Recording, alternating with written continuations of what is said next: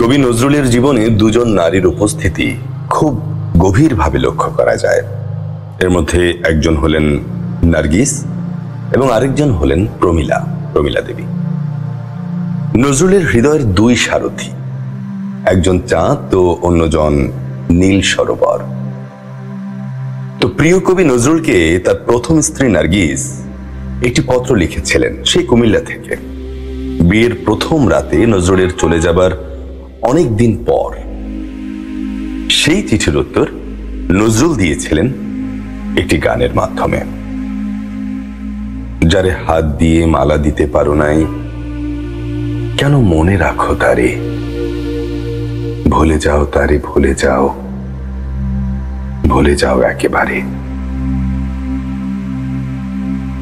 কিন্তু নজরুল কি সত্যি ভুলতে পেরেছিলেন নার্গিসকে? 15 বছর পর একটি আবেগময় চিঠি লিখেন নার্গিসের কাছে কবি, যা হৃদয়ে ছুঁয়ে যায়। যে চিঠিখানা বিশ্বের সেরা ভালোবাসা তথা সেরা প্রেমপত্রের একটি। নজরুল নার্গিসকে কতটুকু ভালোবাসতেন সেটাই চিঠির মাধ্যমে সেই ভালোবাসার রূপ শাশ্বত হয়ে ফুটে উঠেছে। একজন মানুষ কি তার প্রিয়তমাকে এর চেয়ে বেশি ভালোবাসতে পারেন?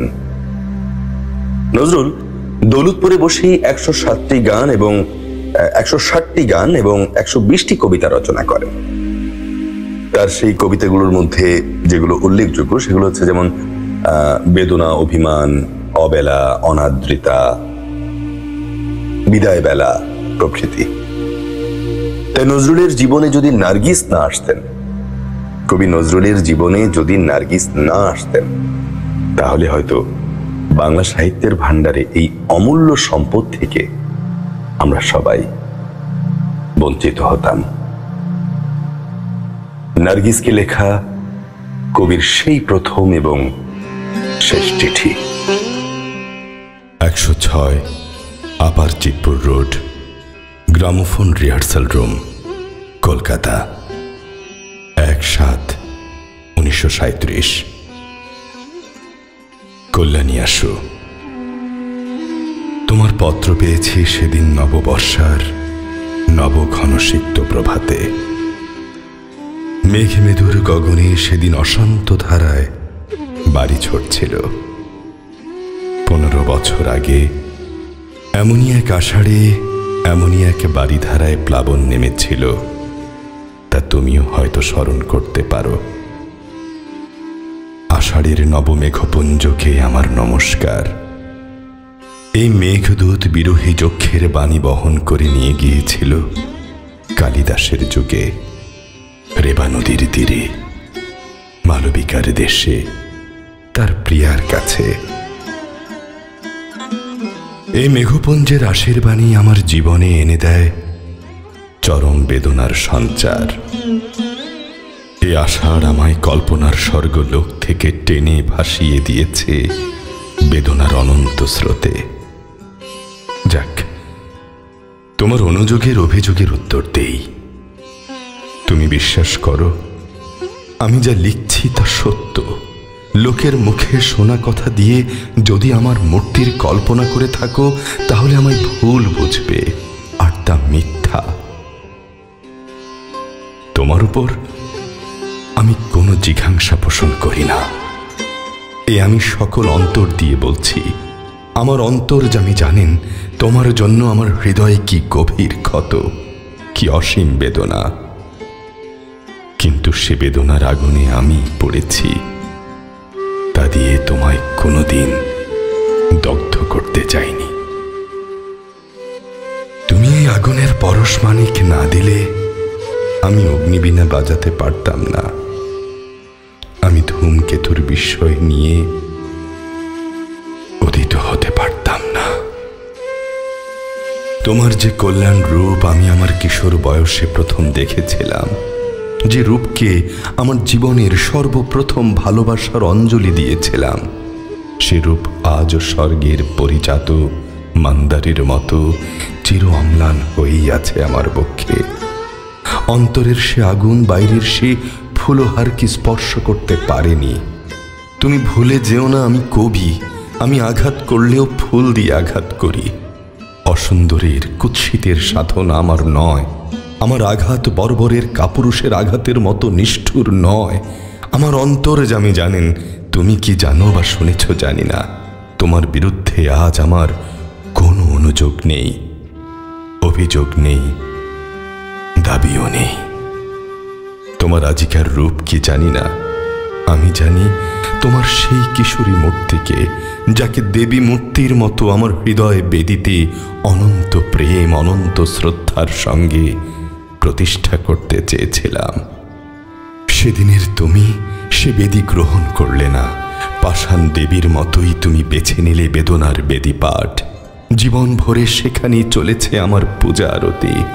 আজকার তুমি আমার কাছে মিথ্যা, ব্যর্থ, তাই তাকে পেতে চাইনি। জানি না, হয়তো সে রূপ দেখে বঞ্চিত হব, অধিকতর বেদনা পাব, তাই তাকে অস্বীকার করেই চলেছি।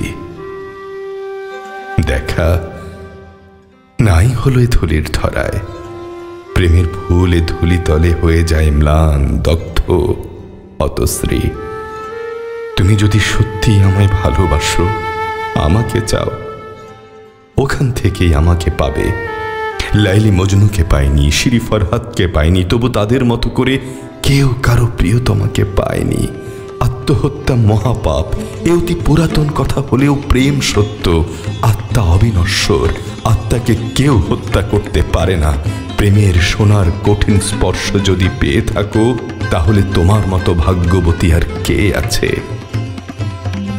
তারই মায়া স্পর্শে তোমার সকল কিছু আলোয় আলোময় হয়ে উঠবে। দুঃখ নিয়ে এ ঘর থেকে অন্য ঘরে গেলেই সেই দুঃখের অবসান হয় না। মানুষ ইচ্ছা করলে সাধনা দিয়ে, তপস্যা দিয়ে ভুলকে ফুল রূপে ফুটিয়ে তুলতে পারে। যদি কোনো ভুল করে থাকো জীবনে, এই জীবনেই তাকে সংশোধন করে যেতে হবে। তবেই পাবে আনন্দ, মুক্তি, তবেই হবে সর্ব দুঃখের অবসান। নিজেকে উন্নত করতে চেষ্টা করো, স্বয়ং বিধাতা তোমার সহায় হবেন। আমি সংসার করছি, তবু চলে গেছি এই সংসারের বাধাকে অতিক্রম করে ঊর্ধ্বলোকে। সেখানে গেলে পৃথিবীর সকল অপূর্ণতা, সকল অপরাধ ক্ষমা সুন্দর চোখে পরম মনোহর মূর্তিতে দেখা যায়। হঠাৎ মনে পড়ে গেল 15 বছর আগের কথা। তোমার জ্বর হয়েছিল। বহু সাধনার পর আমার তৃষিত দুটি কর তোমার শুভ্র ললাট স্পর্শ করতে পেরেছিল। তোমার তপ্ত ললাটের স্পর্শ যেন আজ অনুভব করতে পারি। তুমি কি চেয়ে দেখেছিলে? আমার চোখে ছিল জল, হাতে সেবা করার আকুল স্পৃহা, অন্তরে শ্রী বিধাতার চরণে তোমার আরোগ্য লাভের জন্য করুণ মিনতি। মনে হয় যেন কালকের কথা, মহাকাল যে স্মৃতি মুছে ফেলতে পারলেন না। কি উদগ্র অতৃপ্তি, কি দুর্দমনীয় প্রেমের জোয়ারই সেদিন এসেছিল। সারাদিন রাত আমার চোখে ঘুম ছিল না। যাক, আজ চলেছি জীবনের অস্তমান দিনের শেষে রশ্মি ধরে ভাটার স্রোতে। তোমার ক্ষমতা নেই সে পথ থেকে ফেরানোর, আর তার চেষ্টা করো না। তোমাকে লেখাই আমার প্রথম ও শেষ চিঠি হোক। যেখানেই থাকি বিশ্বাস করো, আমার অক্ষয় আশীর্বাদ কবচ তোমায় ঘিরে থাকবে। তুমি সুখী হও, শান্তি পাও, এই প্রার্থনা। আমায় যত মন্দ বলে বিশ্বাস করো, আমি তত মন্দ নই। এই আমার শেষ কৈফিয়ত। ইতি নিত্য শুভার্থী নজরুল ইসলাম।